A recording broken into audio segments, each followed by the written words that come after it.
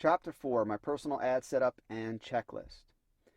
So, in the last chapter, we talked all about navigating compliance and setting the foundation for scaling by choosing that one campaign, getting the right campaign, understanding some an initial target metric behind it that we could hit, making sure that that metric was reasonable and feasible and realistic, so that we're not setting ourselves up for a fall. We're setting a target.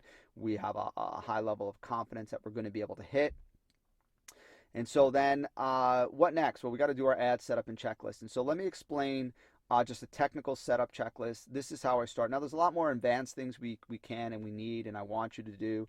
But just starting very, very simple. Every single campaign we set up, we need to make sure the conversion goal is set up, which means the opt-ins. We want to track opt-ins. We want to track buyers.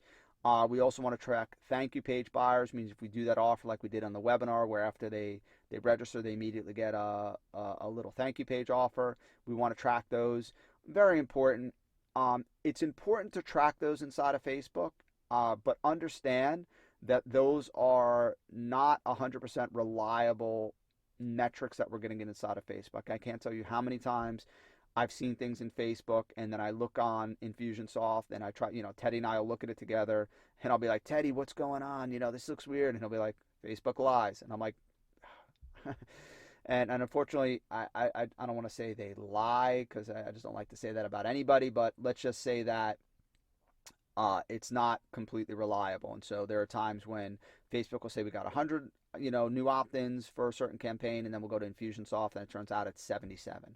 Facebook will say we got 20 new buyers, it turns out it's actually 15. And so it's important to set up those goals in Facebook anyways, because even if they're inaccurate, first of all, from campaign to campaign, they're equally inaccurate, meaning that if they're if they're overstating leads by 20%, well, that still means that whichever campaign got the better opt-in cost is still going to be the winner. And it's also important because it feeds the Facebook algorithm. So when they see conversion goals being hit, it helps them advertise better, smarter, get you better results, get us better results. And so really important that we do that. We do basic, number 2, we set up basic opt-in, abandon, retargeting. I'll talk about advanced storytelling retargeting that we're doing later. But at the very beginning, when we first set up a campaign, I'm not going to take a whole lot of time, right? I just want to, kind of like Todd talks about minimum viable funnel, call it MVC if we want, minimum viable campaign, right? So basic opt-in, which means they touched the opt-in page, they didn't opt in. We want to make sure that we set up an audience. That includes, very simple, the way we do that is we don't combine audiences anymore. We just keep them separate. So rather than creating an audience that says, I want everybody who visited this URL, but not that URL, the way we do it is we just have everybody who visited the opt-in page, just one URL, right? That just captures the whole universe. Then we create a separate audience that says everybody who visited the thank you page for the opt-in. And then when we target, which I'll show you this targeting when I show you the advanced targeting, we'll just say we'll include everybody who visited the main page, but exclude everybody who already opted in. So again, rather than using combination domain combo URLs where visited this URL, not that one, that always turns out messy. Keep them with just one URL and then do the rest in the audience selection, which again, I'll show you a little bit later. Number 3, really cool little tip is make sure you always remember to set up the comment filters.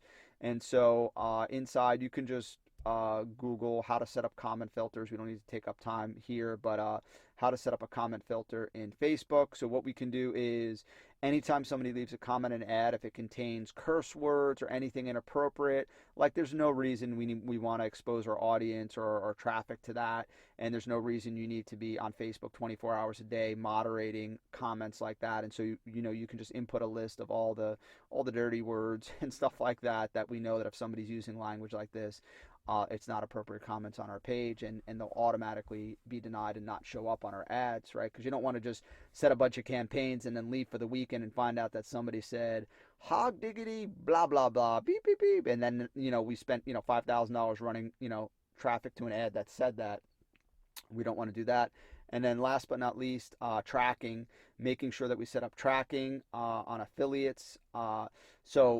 Well, not tracking on affiliates, but when we set up our tracking, it's really important that we have a way to track. So ultimately, we can look at ROI, we can get track the buyers back to the campaigns. And so what we did is we did a combination of using tags as well as affiliate links, so people are getting cookies. The affiliate's really just a backup.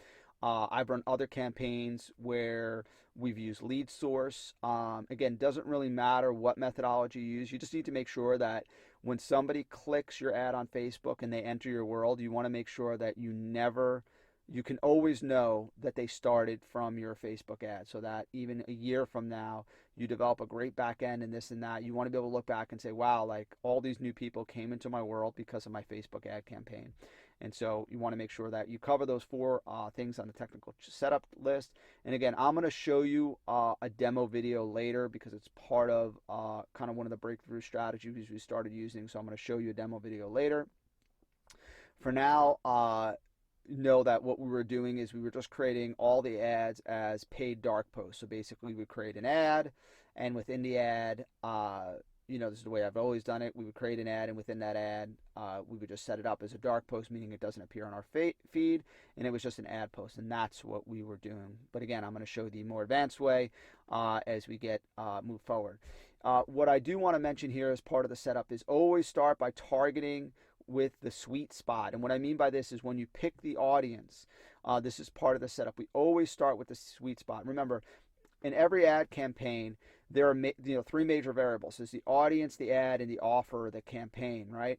And so when we're launching a new campaign, you want to minimize the variables. And so by targeting the proven sweet spot, you minimize the biggest variable. Now, let me be clear, right? This is where traffic and conversion, right, see things a little bit differently, but it's the same story. It's just that they're telling it from different sides. Ultimately, right, we're building a marketing campaign. I mean, that's the whole thing, right? Why we scale, why we're successful, why we do what we do, why our clients get the results they do is because we understand how to build campaigns that will work for the most unaware part of the market, right? That can attract the most unaware part, the part that, not the part that everybody's fighting tooth and nail over.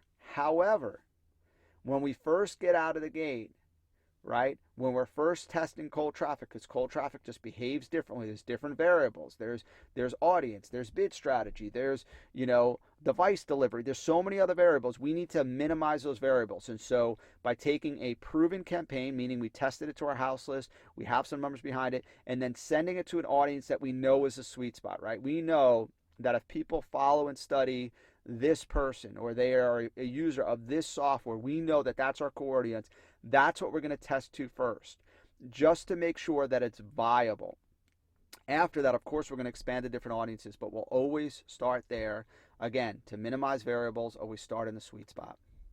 And so in the next chapter, I will talk about relevance issues, which is really, really important, and some of the breakthroughs we've had as we continue talking about how we went from getting live again to scaling and increasing our lead in sales by 3x, which I'm excited about. I keep saying it because I'm proud of it. It took a long time for us to do it, and so I'm excited for you to watch and share and kind of make sure that we continue to replicate this.